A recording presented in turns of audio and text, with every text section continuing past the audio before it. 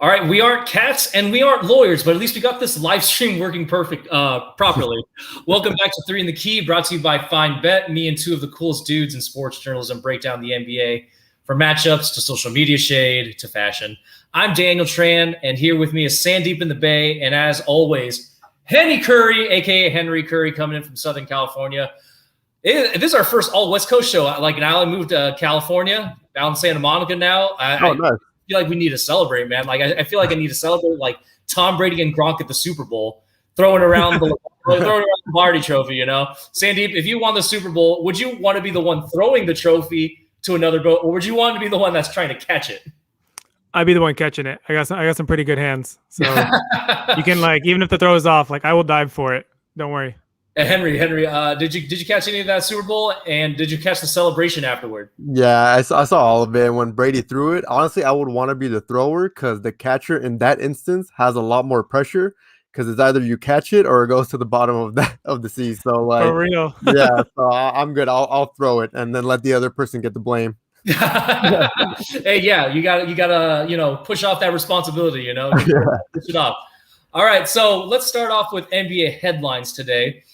The Dallas Mavericks made a huge splash this past week. Tim Cato published a story via The Athletic that Mark Cuban has phased out the playing of the national anthem before games and planned not to pick it up even when fans came back.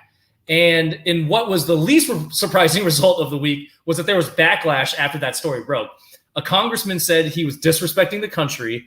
A conservative podcaster suggested Cuban play the Chinese national anthem instead, because he's not funny enough. I don't know. Dude, these people are so whack, man. That's some real snowflake stuff. I'm not going to lie. For real. So there's a lot of hurt feelings over a freaking song that has, erroneously been associated with, quote unquote, the troops for the last century. And the NBA issued a statement just a couple of days ago saying that all NBA teams will have to play the national anthem just like they have been in the past couple of years. Cuban didn't fight the statement. That's fine. He probably didn't have a lot of room to fight in that.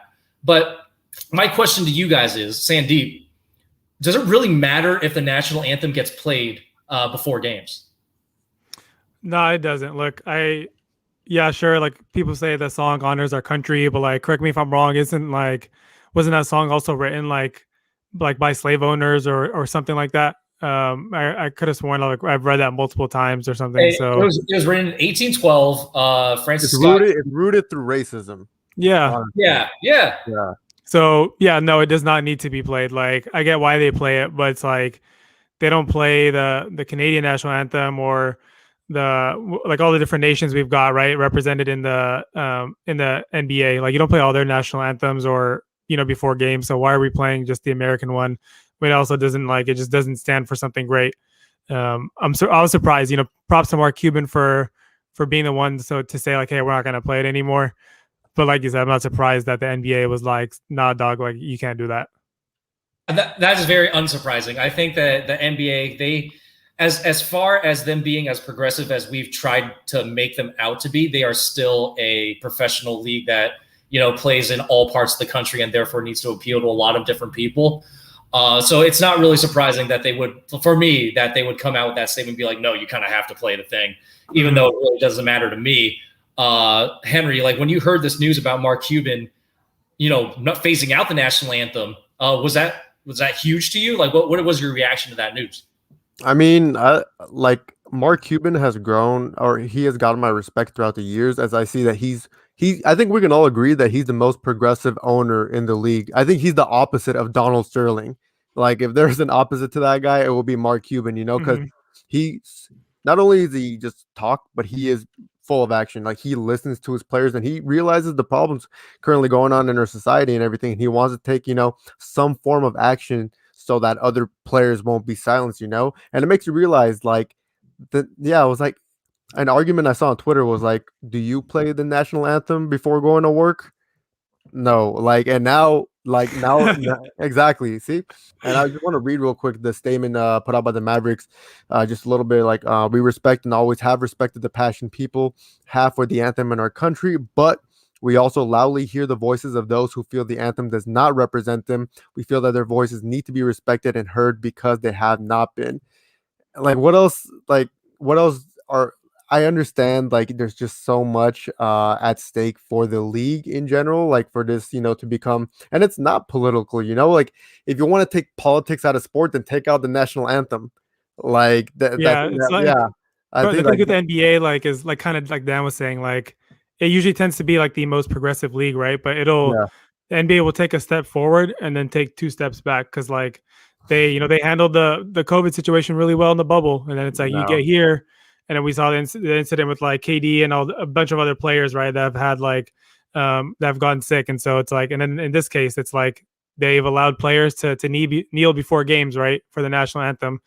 And then it's like, oh wait, no, we're like, you still have to play the national anthem though. Like we're not taking that away. You know what I mean? So it's like they'll take a step forward and take two back, and it's just like it's just not a good look. Yeah, no, and here's my issue with it, right? Singing the national anthem and the national anthem itself isn't patriotism. I mean, to me, if people really cared about patriotism, they and the government would make the United States a better place to live. That's what real patriotism is. If people really cared about the troops, they would do a lot more to help them deal with PTSD and assist in their transition back into society if they really cared about the troops. So if people cared about unity, which is like the huge thing that everybody's talking about now, oh, it's all about unity. It's all about unity. If people really cared about that, they would listen to people that are in the margins and fighting for their rights. Actions speak louder than words at the end of the day. Right. And it's like, so the national anthem serves to many, for me, like from the outside looking in, as the bare minimum of what people are doing to honor the troops. I mean, it's free. All they do is stand and maybe sing. In these arenas during the national anthem, I see a lot of people grab beer and go to the bathrooms. I mean, is that respect? Is that the same people that claim to be patriots? Like those are the same people doing that. Right. Yeah, and it's like you want me to stand and sing for this. You want me to respect this national anthem that represents a country that doesn't even value all the people that live in it, you know? Right. So like, is it good to know the national anthem? Sure. Like, is it good to take care of servicemen and women in the military and honor them? Absolutely. 100%. None of that has to do with the national anthem. I mean, and let's be honest, dude, the national anthem does not slap. One of like the bottom tier, bottom tier songs in our society. Definitely not a banger. Definitely not a banger. Not a banger. So let's stop having the national anthem played during sporting events. I mean, no other national sports league in the world does this. It's only US. It's only the US. Yeah. So I feel like if we, really want to, honor the troops, honor them outside of the national anthem, because the national anthem is not, it's not like people equate it to patriotism when it's not patriotism at all. That's where I stand. I truly do believe that, especially now, the term patriotism is so skewed. It's only going to be used towards convenience now. Like, I have not met, or like, it hasn't surfaced people that are so diehard for the national anthem until, our new societal issues, because they're trying to prove a point. And yeah, like you brought up the fact that it was written in 1812, and then it literally states the land of the free. It was literally written in a point where it was not free for everybody, and we all know that. Yeah. And why would you want to bring that and preserving history at this point? Now that people are educated and more aware of what that history really means, and they're like, hey, maybe that history is actually not good, instead of trying to preserve that, maybe we should, move forward from that. And then there's going to be the patriots that say, no, that's my history, blah, blah, blah. Like, hey, like, I don't know. I think we can go off on lots of tangents and stuff, but yeah, I think the main thing is that song does not bang, and that was one of the main arguments on Twitter too. No, okay, yeah, completely agree. Not a banger, but like, let's talk about the NBA and another thing they kind of have to cover their ass about. So the NBA AllStar Game, guys. I mean, we have conflicts regarding the management, players. LeBron James, De'Aaron Fox don't like the idea of playing the AllStar Game this year in the middle of the pandemic, and who could freaking blame them? It's a pandemic. I mean, LeBron James said zero interest, zero energy. De'Aaron Fox went as far as to call it stupid to play the game. And Damian Lillard, he kind of played both sides of the fence here. I mean, you can see the both sides of the coin, where it's like a lot of money riding on the game, and the players have a lot of responsibility when it comes to their contracts. So it's odd. It's an odd situation to be in, because I love the All-Star weekend, but like Henry, in the middle of this pandemic, should the game be played at all? No, there's literally no benefits towards the players aside from the league generating money. It's all, I don't know if you guys saw what Waj said, but his explanation towards why there's an All-Star Game, it was literally like, oh, it'll save Turner Sports, blah, blah, blah. Like their employees won't have to fly out. So we're all going to Atlanta instead, network. And then like, oh, and then it'll generate money for our network. He blatantly said it. So it's like, okay, this is just a money grab. And I think we all know that the halftime show for the Super Bowl is just a money grab. It was not necessary. And it's just like now they're trying to have a dunk contest at halftime. I don't know if you guys saw that, but it's like at this point, it's like, of course, players are frustrated and they have like all the right to be. But I don't know, like when it comes to both sides, like what do you guys think, Sandeep? Like what do you think could be, I guess you say, a fine line in this situation? Well, it's interesting that like De'Aaron Fox said he's against it too, because he's a guy that could possibly make his first All-Star game. Like he's putting up numbers and he's against it, and but then on the flip side, you have Tobias Harris on the East, he's like, I'm still with it, because there's another guy who could make his first All-Star game. And but it seems like most of the guys are against it. Like Dan said, LeBron spoke out against it. Fox, Giannis said he's like, I'm with the big dog, in regards to LeBron.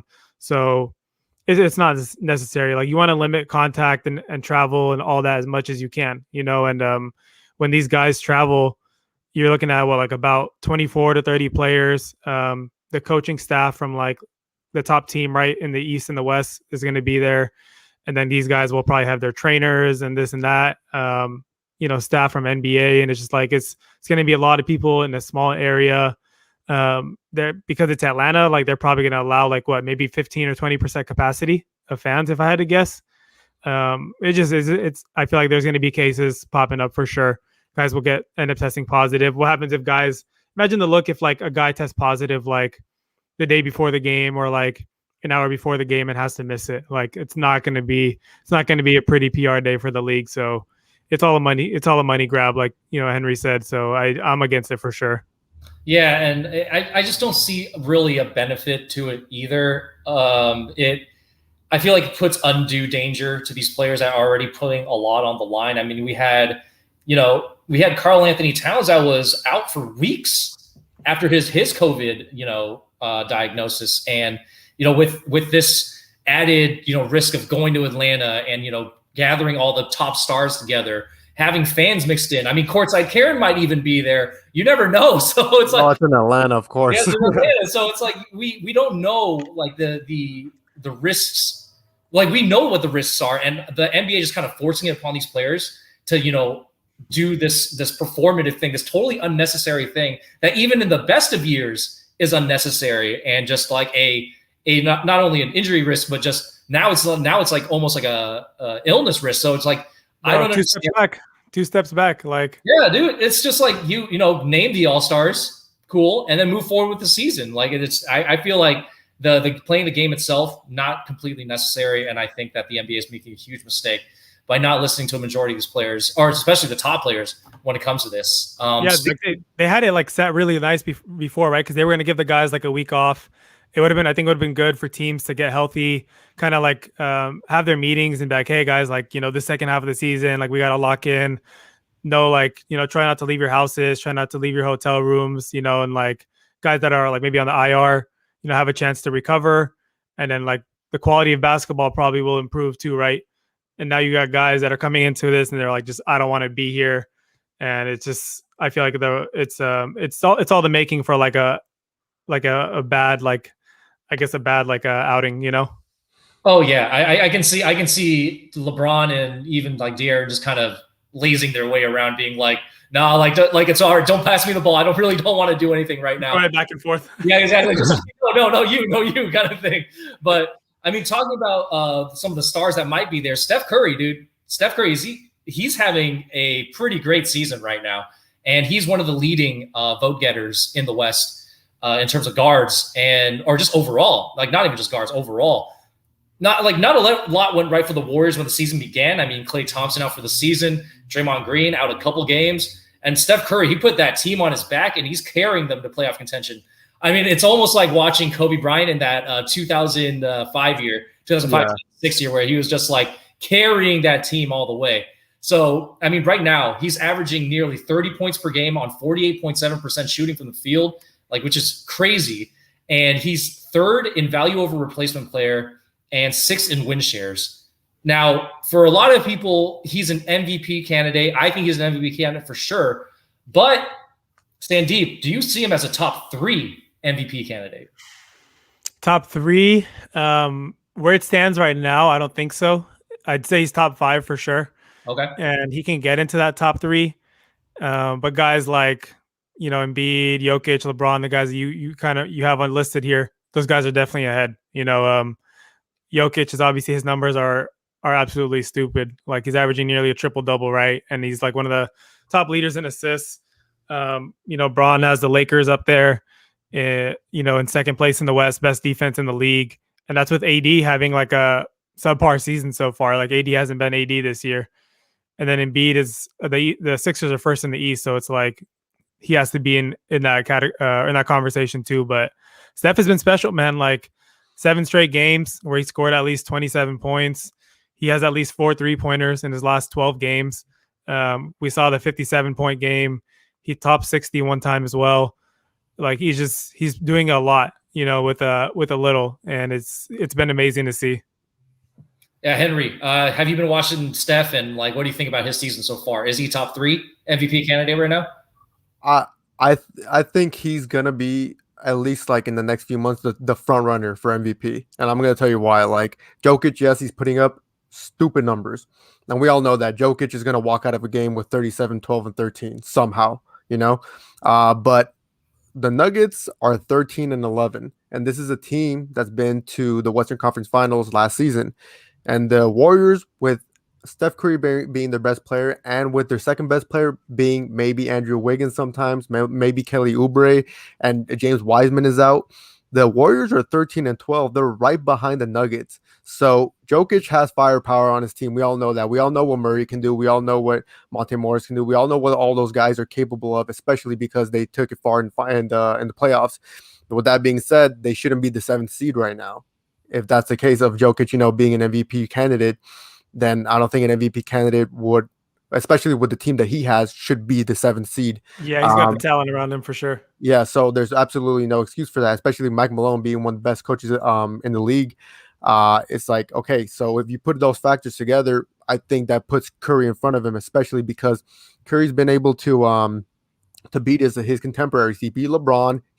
He dropped 62 on Damian Lillard. Jokic lost to LeBron. And it's just like, that factor too. Like, if there's MVP candidates going against each other, like, who will come out on top or who will outperform who? And then the Lakers are second in the West. Kudos to you guys. You guys are in cruise control. Yeah, we take full control. We take full credit for that, by the way. Yeah, and I write the game plan every single night. Even though the Lakers are just like lackluster in closing out games, and they just, what was it, like 3 games that went into overtime? Yeah. Yeah. So stressful, man. Yeah, that's just something to clean up. But obviously, LeBron is dominating. We all saw what he did to the Pistons, and just closing out games for him has been such a second nature type of thing now, especially at this point in his career. But the only thing stopping him from getting MVP this season is just the league. Just like, I guess I think it's kind of just like the Lakers are just so, like, they have a lot of talent on that team now. Like, he's obviously still playing with AD, who's like another top 6-7 player. They added Schroeder, they added Montrez, and it's like that year when Steph and KD were on the same team, right, for a few years with the Dubs. Like, both of them were kind of out of the conversation for MVP, even though they were putting up great numbers and were first in the West every single season. Like, exactly. Because of that, LeBron's not going to get it. Exactly, and see, and that's like one of my main arguments. So then the only person that puts, I guess, in front of Curry, you can put him in front of Curry, is Joel Embiid. And Joel Embiid is having a career year, but also it's just like, I guess you can call it like a weird MVP race too, because a lot of things are very hollow in terms of, like, postponed games, players getting sick and COVID lists and everything like that. So, but that's my case as to why I think Steph Curry should at least be top 3 in that conversation. Oh, that's a good point. Yeah. Great point. Like this, here's the way I'm looking at the MVP race right now. You take Joel Embiid out of the Sixers, you still have Ben Simmons and Tobias Harris. You take LeBron James out of the Lakers equation, you still have AD that can kind of lead the way. And with Jokic, I mean, you have one of the best coaches teaching team ball, basically. And Jokic just happens to be the best facilitator of that. But you take Steph Curry out of the Warriors, and you have a team that probably wins less less than the Wizards right now. I mean, we're talking bottom of the barrel. Yeah. Like maybe 1 or 2 wins because Draymond Green decided to go off for 25 points one night. But like other than one night. But you take Curry out, I think that they're just floundering, and because he's there, he is making an impact on that team, a playoff impact on that team, nonetheless. So, and I think right now he squeaks into that top 3. But you never know. Like I actually love seeing this MVP race because I think that a lot of people are merging where it's not just LeBron and it's not Harden and it's not Giannis in the race anymore. We got Jokic finally getting his recognition, Embiid deciding that that's his team. So I love this MVP race. When we want to talk about the week ahead now, we got the Knicks and the Hawks. This is one of the games that I'm looking forward to the most. I mean, we have one of the most explosive offenses in the league against the best defense in the East. And Trae Young, he's having a nice little 6-game stretch, 30 points, 10 assists his last 6 games on average. And then Julius Randle, 23, 10, and 5 his last 6 games. So, it's a clash of like stars that aren't quite recognized as stars yet. Who do you think would get the best of this matchup, Henry? I like the way the Knicks are playing this season. I think everybody does. There a lot of players are emerging, and I finally Julius Randle is emerging as a player that we all thought he was going to be coming into the 2014 NBA draft. But the Hawks do have, I think, Trae Young also. Honestly, if I'm going to be blown with you guys, I can see the Knicks winning this one, especially because Trae Young's frustrations are getting the better of him lately. Losing that game against the Mavs by 1 point, we all saw how he got. So that frustration can carry over to the next game in terms of a lackluster performance. And right now, the Knicks are relatively rolling compared to their previous seasons. So they have a lot of momentum, especially with Derrick Rose in the lineup now. Like they have that type of mentorship type of role player that can really cater the young players into becoming better. So I can see the Knicks coming out on top of the Hawks. Yeah, I think I'm gonna take the Hawks because first of all, this is gonna be a good matchup of like front courts, right? And then over in the Knicks, you got Randall, you got Mitchell Robinson. But with the Hawks, you got Clint Capella and John Collins, and the good thing, I know DeAndre Hunter's out for like a few weeks for the Hawks, which is, a tough blow for them, but it means more minutes for John Collins, at the 4, maybe even the 5 a little bit in small ball. And I think the Hawks front court is better. And also their backcourt, obviously Trae Young, Kevin Huerter, who's been a good fill-in for them. They got Cam Reddish. And so plus is this game in New York? If so, like I think Trae Young's about to light it up at Madison Square Garden. Like, could drop like a 40-piece over there. It is in New York, and the biggest stars love to perform in that building. Unfortunate for the Knicks a lot of times, but Sandeep, you wrote something about Kevin Huerter for I believe it was Roto World, right? Now NBC Sports Edge, by the way. Now NBC Sports Edge. I'm sorry. What about Kevin Huerter? Like, really fits with this team because we hear about Trae Young, we hear about Hunter, we hear about Collins, we hear about Capella, but what specifically does Huerter bring to this team? Huerter, man, is like people look at him and it's like, oh, he's a shooter, but people, unless you watch Hawks games or even if you look at the box score like a little bit, like he's actually like a pretty decent playmaker too. He's good at utilizing his pump fake. He can take guys off the dribble a little bit. Like he doesn't have the flashy handle or the quick crossover. But he makes the simple moves, just like a pump fake, one dribble drive, and then he'll kick it to open guys on the perimeter, throw the lob inside to the big. So, like his last game, he dropped, I think, 23 points, 5 assists, 6 rebounds, so he's not just like a stand in the corner, I'm going to just shoot the ball from here. Like he can run the offense like a little bit. And he's, one of the guys that for those who play fantasy, I said, if you're going to pick up one of the Hawks players, Huerter's the guy you want because he's going to get a lot of time and he can shoot the ball and dish it. So he's going to be like I said, the Hunter being sidelined definitely hurts them, from a defensive standpoint too. But Huerter's going to be a nice like fill-in until he returns. Yeah, I had the choice of getting either Huerter or Josh Hart for yesterday's kind of slate of games, and Josh Hart just like shit a dud. So I'm very upset that I didn't pick Huerter. So the Hawks and the Knicks, who just like the Mavs, who just beat the Hawks, are actually playing against the Pelicans later in the week too.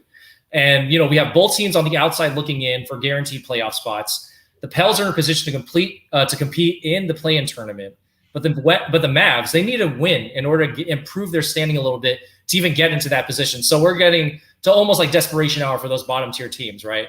Brandon Ingram, Zion Williamson combining to score 47 points per game on average. And Luka Doncic, man, he's been having a really good 6-game stretch. I mean, almost 30 points a game, 7 rebounds, 8.5 assists. Kristaps Porzingis finally woke up, 23.5 points, 10 rebounds, and 3 assists, along with nearly 2 blocks in the last 4 games. So, guys, like in this game of desperation that I'm seeing, Henry, like who do you think comes on top?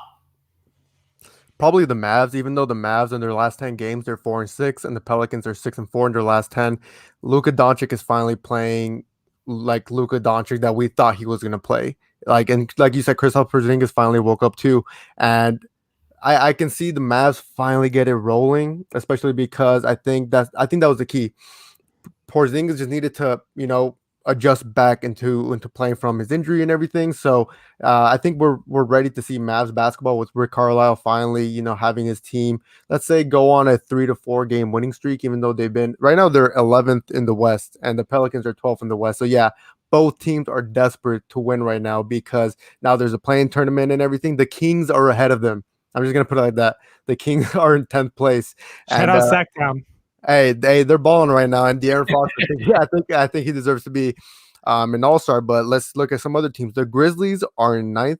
Are right now are 9th in the West, and that's crazy to think because they didn't have Ja Morant for a long period of time because of his injury. So for the Mavericks, to climb back in the ladder, they just need to get their stars rolling. Honestly, they need to get that Luka Doncic, Kristaps Porzingis duo really dominating the West the way that we know they can. So I can see him coming on top of the Pelicans, but Pelicans are 6-4 last 10. Mavs are 4-6. So let's see who gets the better of who.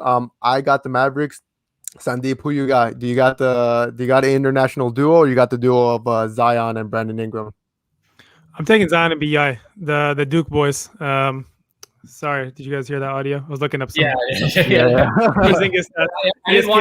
I hate those auto ads that pop up on ESPN as soon as you I hate that. But yeah, I'm taking the Pelicans. I think they've been starting to play well. Zion is putting up ridiculous numbers in such a short amount of time. Like the other game, he was in foul trouble, and he only played like 21 minutes, but ended up putting up 20 points and like 8 rebounds, I think, within that 21 minutes.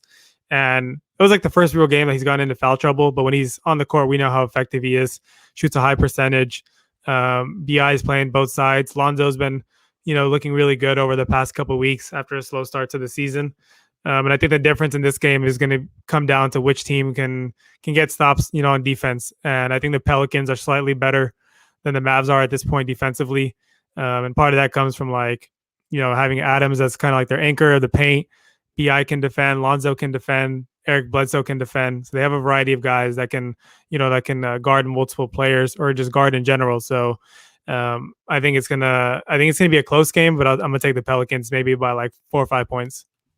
Yeah, I mean, you heard it here. Sandeep going with the Pelicans. We got Henry. You guys want to put some money on it? Let's make it interesting, bro.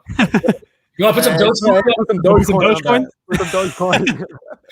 No, that's untouchable. That's untouchable. Yeah. All right, guys. So buy Doge, but that's it for this episode of 3 in the Key. It's over. Thank you for listening. Be sure to catch us next Thursday and look for our work